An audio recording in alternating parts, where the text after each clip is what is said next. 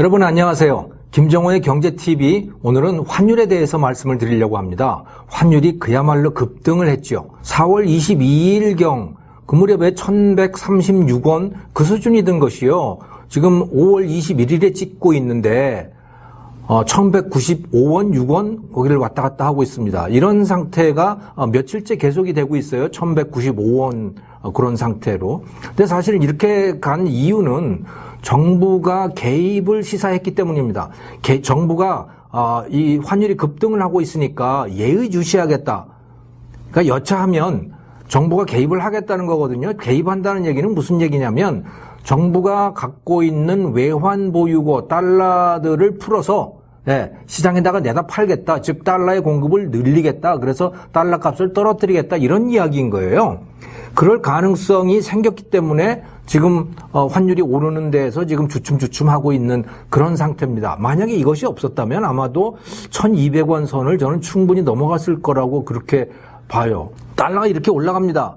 그러면 우리나라 국민 모두가 사실은 걱정인 거예요. 왜냐하면 달러 값은 오르는데 그것은 상대적으로 보면 우리가 대한민국 국민들이 원화 상태로 갖고 있는 모든 재산의 가치가 떨어진다는 얘기인 거거든요. 그러니까 이걸 모두가 걱정해야 될 일인 겁니다. 그래서 오늘 그 말씀을 드리려고 하는 건데 먼저 왜 달러 값이 오르는가, 환율은 왜 오르는가 이 문제에 대해서부터 말씀을 드리죠. 환율이라고 하는 것은 원화와 달러 또는 다른 외화도 마찬가지지만 원화와 달러 간의 교환 비율인 겁니다. 그러니까 그것은 달러의 값이기도 하고 또 뒤집어 얘기하면 원화의 값이기도 하고 그런 거예요. 이건 가격입니다. 근데 세상의 모든 시장 가격이라고 하는 것이 수요와 공급의 법칙에 의해서 결정이 되잖아요. 그러니까 지금 달러 값이 올라가고 있는 이유, 환율이 올라가고 있는 이유도 똑같은 겁니다. 달러에 대한 수요가 늘어나기 때문에 달러 값이 올라가는 거예요. 또 동시에 달러의 공급이 줄어들고 있기 때문에 달러 값이 올라가는 것이기도 하는 겁니다. 이것을 이해하시려면요, 달러의 유출입, 이 계정에 대해서 좀 이해를 하실 필요가 있어요. 우리나라를 들락날락하는 그 달러의 유출입은요, 크게 두 가지의 계정으로 구분해서 통계가 나옵니다. 하나는 경상수지라고 하는 게 있고요. 또 다른 하나는 자본 및 금융 계정이라고 하는 게 있어요. 그래서 이 경상수지라고 하는 거, 지금 여러분들이 그림으로 보시는 이건데, 이 경상수지라고 하는 건 뭐냐면 한마디로 말해서 수출입을 얘기를 하고 있는 겁니다. 우리나라 물건을 밖에다가 내다 팔아가지고 그러면 돈이 생기잖아요, 외화가. 그걸 갖고 들어오지 않습니까? 그러면 경상수지가 플러스가 되는 거고요. 그게 아니고 외국 물건을 사기 위해서 외화를 지출을 하게 되면 그만큼 외화가 나가잖아요. 그거는 경상수지 마이너스가 되는 거죠. 그래서 그 플러스 마이너스를 합쳐서 쓴 게 경상수지라고 하는 거고요. 또 다른 하나는 이 자본금융계정이라고 하는 거예요. 옛날에는 이것을 자본수지라고 불렀는데 지금은 이름을 자본금융계정이라고 바꿨습니다. 이건 뭐냐면 밖에다가 얼마를 투자를 하느냐라는 얘기죠. 또는 외국인이 한국에다가 얼마를 투자를 하는가 이걸 보는 거예요. 그래서 외국인이 한국에다가 돈을 투자해가지고 공장을 짓는다. 그러면 이제 플러스가 되는 거고요. 또 한국 주식을 산다. 그러면 플러스가 되는 거고요. 반대로 한국인이 외국 주식을 산다. 그러면 이제 마이너스가 되는 거죠. 왜냐하면 외화가 밖으로 나가잖아요. 또는 베트남에다가 직접 투자를 해가지고 공장을 짓는다. 그렇게 해도 이제 마이너스가 되는 거예요. 그래서 경상수지와 자본금융계정이라고 하는 큰 두 가지의 축이 있거든요. 이 각각에 대해서 한번 따져보겠습니다. 경상수지. 이것은 조금 전에 말씀드렸던 거 기억나지요? 수출과 수입을 얘기를 하는 겁니다.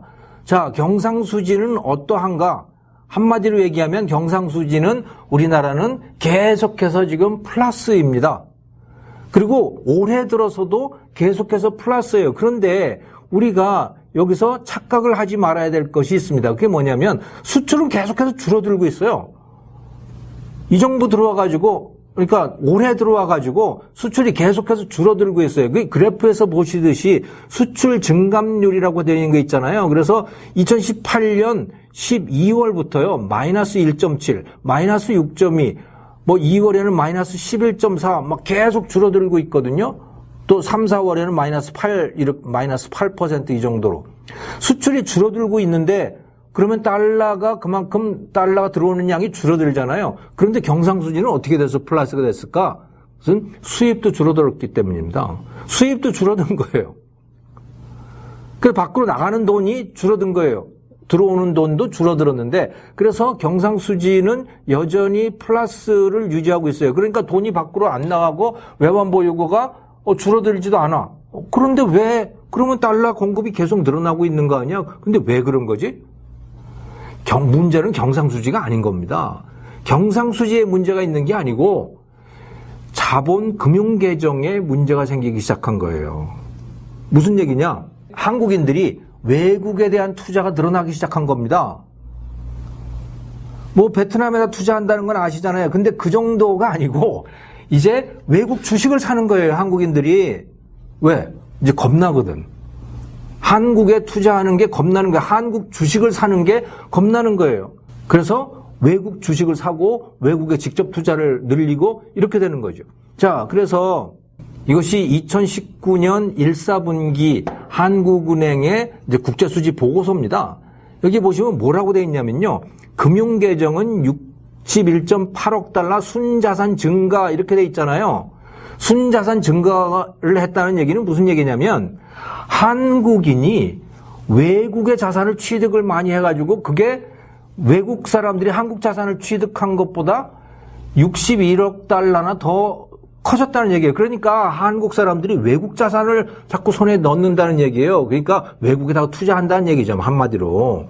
그래서 보면 직접 투자는 내국인 해외 투자가 47억 달러 증가했는데 여기 보시면 그렇게 돼 있잖아요. 외국인의 국내 투자는 10.3억 달러 증가하는데 그쳤어요.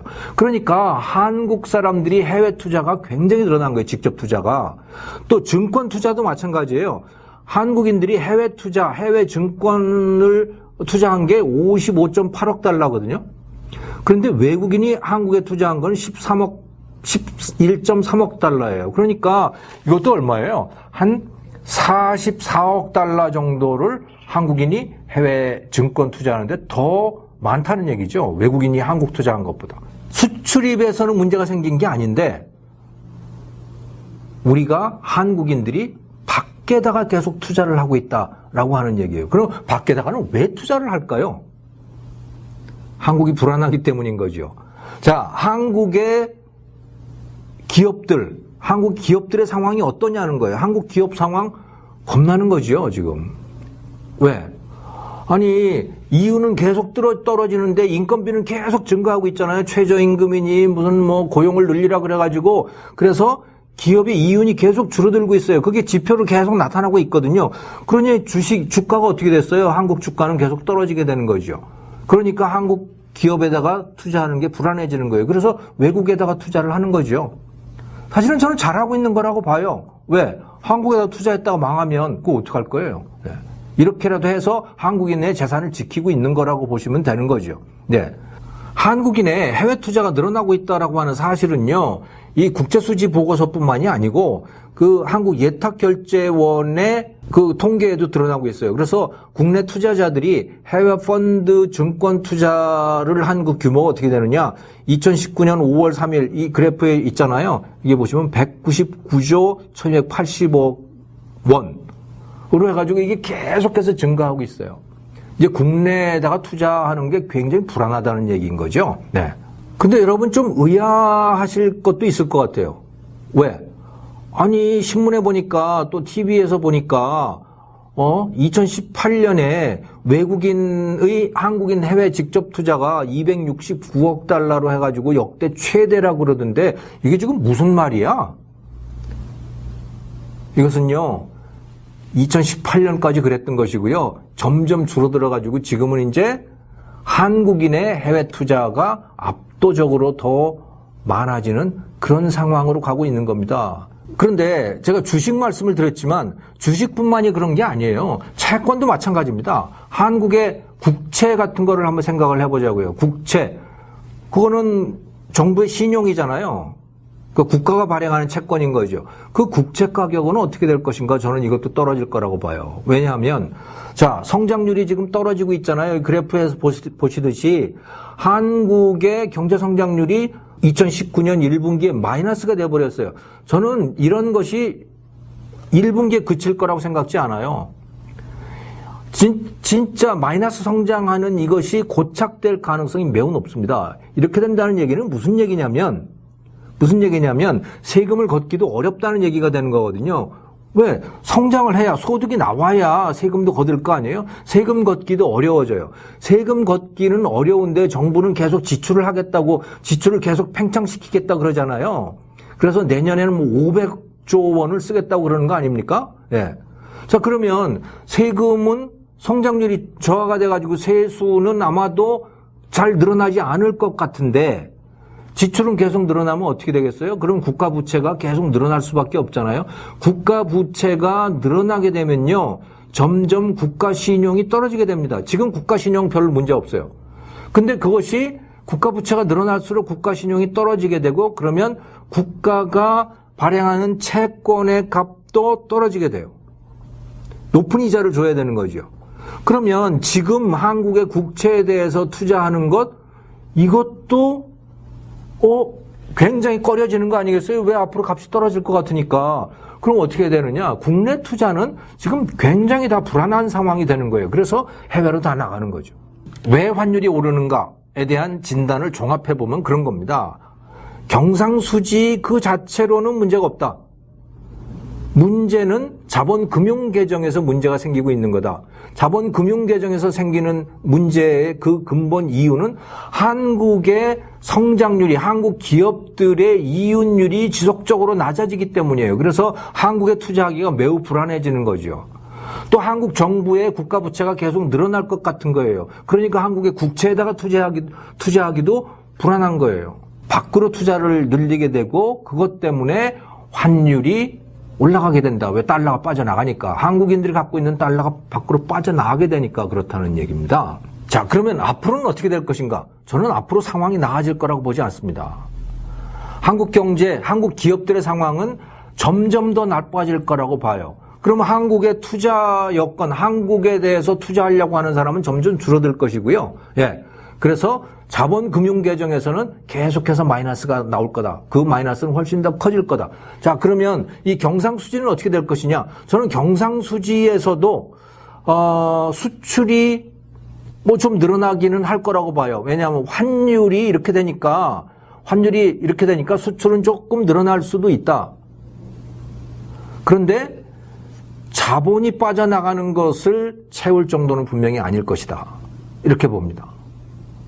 원화값은 떨어질 것이다. 달러 값은 올라갈 것이다. 저 같으면 달러를 삽니다. 달러의 보유를 늘리겠다. 같은 예금을 한다면 원화로 된 예금보다는 달러로 된 예금으로 전환을 하겠다. 저 같으면 그러겠다는 거예요. 여러분은 뭐 취향에 따라 다르시겠지만. 그 다음에 또 주식 투자를 하시는 분이라면 국내 주식보다는 해외 주식에 투자를 하겠다. 저 같으면 그런 결정을 하겠습니다. 부동산도 괜찮은 거 아니야? 제가 생각할 때는 부동산 아닙니다. 부동산이 값이 올라갈 때는요, 그럭저럭 국내 경기도 괜찮을 때 부동산도 같이 올라가는 거예요. 국내 경기가 나빠지면, 국내 소득이 떨어지면요, 부동산 혼자서 올라갈 수 있는 방법은 없는 겁니다. 예.